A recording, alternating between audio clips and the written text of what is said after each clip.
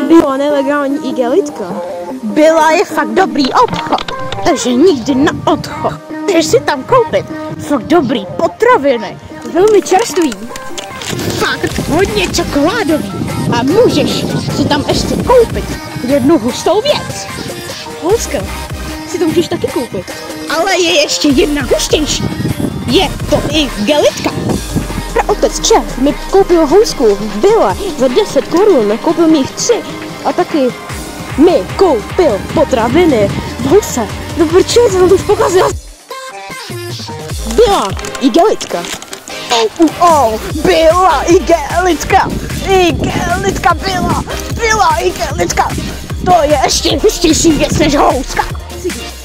Choďte do Billy, ale nechoďte do Kauflandu, protože to nejsou tak dobrý slevy jako v Bille. Ani do Lidlu, more. Ani do Penny. Ani do Globusu. A ani do nějakého jiného obchodu. Jinak si pro tebe ve 3 ráno přijdu. To je asi pravděpodobně všechno, takže jako kupte si housku v Bille, protože to stojí 3 koruny, taky tam je ještě slovo 50%, takže... A mějte se hezky a čau. Ne.